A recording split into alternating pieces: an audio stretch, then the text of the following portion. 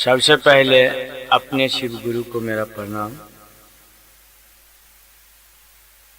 यहाँ आए जितने भी उपस्थिति न उपस्थिति गुरु भाई गुरु बहन हम सभी को मेरा प्रणाम स्वीकार।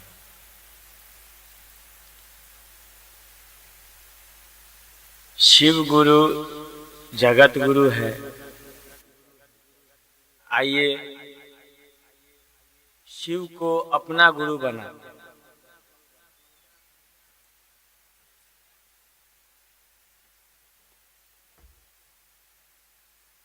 शिव आदि गुरु है, आदि शक्ति गुरु है।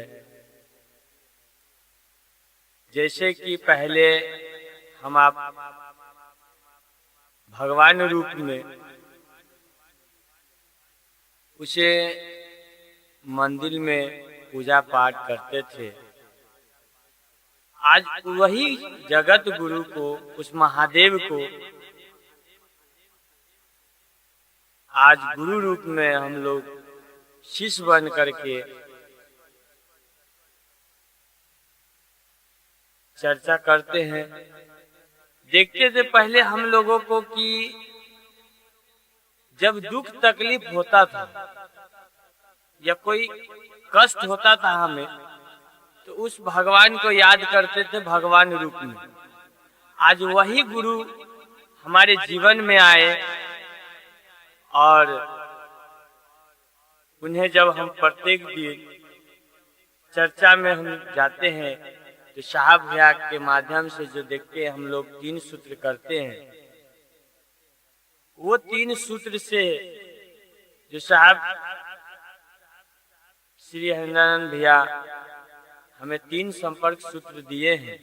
पहला में दया मांगना है, दूसरे में चर्चा करना है, तीसरे में नमः शिवाय से प्रणाम करना है। पहला में कहना है शिव आप मेरे गुरु हैं, मैं आपका शिष्य हूँ, मुझ शिष्य पे दया कर दीजिए।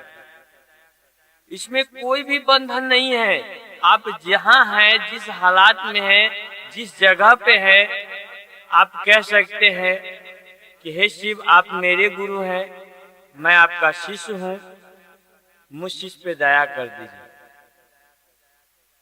और तुरंत जुड़ जाता है दूसरा सूत्र चर्चा करना। साहब श्री ने कहा है आप लोग गप के मास्टर हैं, गप कीजिए, एक दूसरे से बताइए। जब आप बेकार समय आपका जा रहा है उस समय एक दूसरे से बात कीजिए कि शिव गुरु काम करते हैं, शिव को अपना गुरु बना लीजिए। अगर उस गुरु की दया हुई, अगर आप उनको समझा रहे हैं, कह रहे हैं, अगर उसकी दया हुई, अगर उसके मन पे अगर इस आपकी बात समझ में आ रहा है, जो सच शिव को गुरु मान लेते हैं, तो साहब का आदेश है कि गुरु जो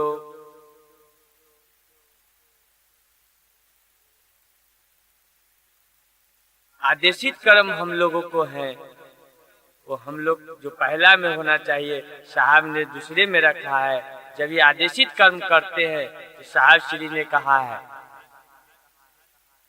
कि आप अपनी ईमानदारी से एक काम कीजिए, 100 काम आपके लिए महादेव करेंगे। यही है। और तीसरे में नमः शिवाय से अपने गुरु शिव को प्रणाम करना है। नमः शिवाय यानी नमः प्रणाम करते हैं अपने गुरु के।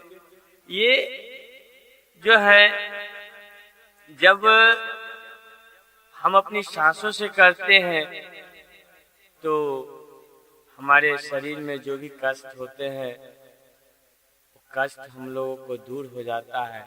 और जब मन यही बोलते बोलते जब यही बात हमारे मन पे उतर जाता है, उस गुरु की दया हम पर होने लगता है, गुरु की ओर चलते हैं, तो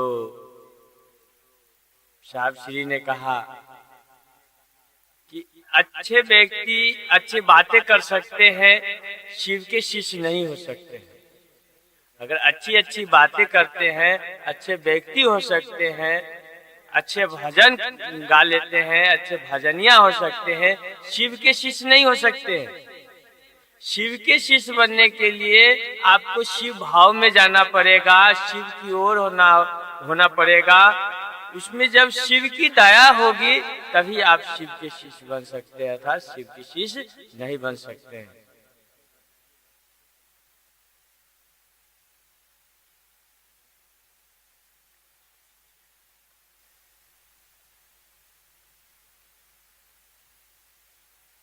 और